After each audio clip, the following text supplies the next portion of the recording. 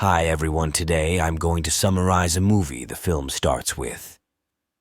It's a very rainy night, and the man is seen sitting in his pickup. He looks upset. First, he takes off his wedding band and throws it away. Then he lights a match and gets out of the car with a gas canister and a hammer. He breaks down the doors of the house and yells for help, but the people inside are violently pushed down.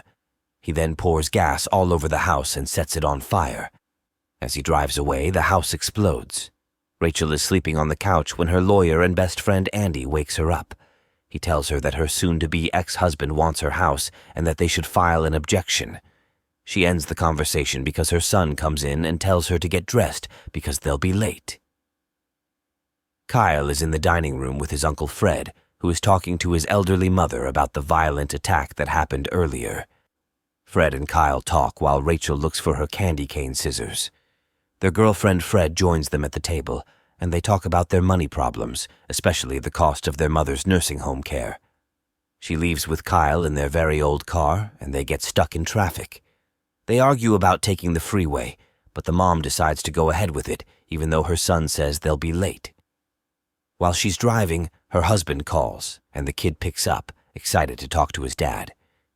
He's disappointed right away when his dad cancels their plans to go to a game, and the mom tries to make things better, but things get worse. Rachel is fired, and her son makes fun of her to make her feel better. He then suggests that they take the next exit from the freeway and go through the service streets that come off the freeway. They stop at a red light behind a gray pickup truck, and when the light changes, she honks at it and drives around it at the next light. At that light, the man who set the house on fire pulls up next to their car and tells them to roll down their windows, which Kyle does. Kyle is scared and tells her to go. The man starts following them and cuts them off twice. Rachel takes a different route and gets Kyle to school very late. She calls Andy and tells him to meet her for breakfast in 20 minutes, even though she's running low on gas. Rachel stops at a gas station, sets the pump, and goes inside to get a few other things when she goes to the cashier to pay. She sees the gray pickup parked behind her car. Worried, she tells the cashier, and a guy standing in line next to her, that the man in the pickup has been following her after an argument. The guy says he'll walk her out and get his plates as she fuels the tank and gets in the car. The guy tells her the man's plates, she drives off, and then the guy stays behind, telling the man in the pickup not to follow. Suddenly, the man rams him over into the street, and he gets hit by a second car while the pickup continues to chase after Rachel. She tries to lose him on the way, but they get stuck in a traffic jam again with him right behind her. He rams in her car over and over, but no one reacts. They start driving again, and Rachel can't find her phone to call for help. The man pulls up next to her and shows her that he has her phone. She drives off, causing an accident on the way, and almost running over a woman, thinking she finally lost him. She pulls up into a parking lot to hide and calm her nerves meanwhile. Andy is waiting for Rachel in a diner, calling her, but getting only voicemail. The man with a pickup walks in and heads straight for Andy. He lies to him and says he's an old friend of Rachel's, then sits down and chats him up. They talk about scary experiences with road rage and about Rachel's divorce. The man is defending her soon-to-be ex-husband, and Andy gets uncomfortable, so the man lies and says he could get Rachel on the phone, and he tells him to try and gives him his own phone back at the parking lot. Rachel is looking for her tablet when she suddenly hears ringing. She finds a phone and picks up even though it's not her phone. The man gives Andy his cell phone, and he tells her that he's waiting for her in the diner with an old fiend of hers. She says she doesn't know anyone by the name given, and he turns the phone over to the man the moment. She starts talking about him, calling him a psycho, explaining what happened.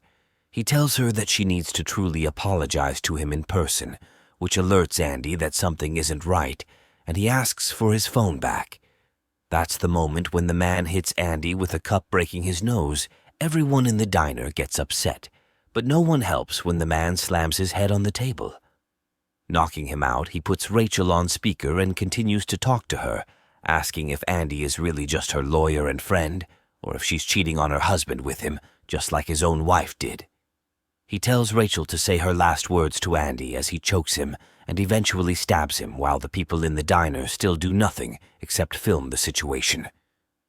As the man is walking out of the diner, he tells Rachel that Andy is dead. She tries to plead with him and apologizes, but the man doesn't believe her. And speeds away, the man calls her again from her own phone and starts reciting all the messages she's gotten, including one from her son's school. He starts toying with her and asking her to choose who he should kill next from her contact list. When she refuses, he sends all her money to her husband and threatens to go after her mom and to burn her house down. Rachel chooses herself, but he doesn't accept and asks for another name. She chooses the name of the client that fired her. He hangs up and Rachel immediately calls the police. They arrive at the house of her client, but the man isn't there back at the house. Fred is watching what happened in the diner on the news. There's a strange noise coming from the other room, and his girlfriend doesn't respond to his calls. He goes to check on her, and on the way he sees the pickup park before the house. The noises continue, and it follows them with a knife on hand. The man appears holding his beaten-up girlfriend and telling him about what happened with Rachel. He says he feels insignificant, and that the only thing he has left is violence and revenge. So he kills Fred's girlfriend and then sends Rachel a photo of him with her brother. The man calls her again, and she tells him she called the police, which he already knows. He checks the tracker on Rachel's phone, sees that she's in front of Kyle's school, and tells her that she has 3 minutes to pick him up and drive away, or he'll kill Fred. He tells Fred to write her a letter blaming her for his girlfriend's death, all the while pouring gasoline on him. Meanwhile, Rachel gets her son out of school as they're driving away. She calls the man back, telling him she is Kyle.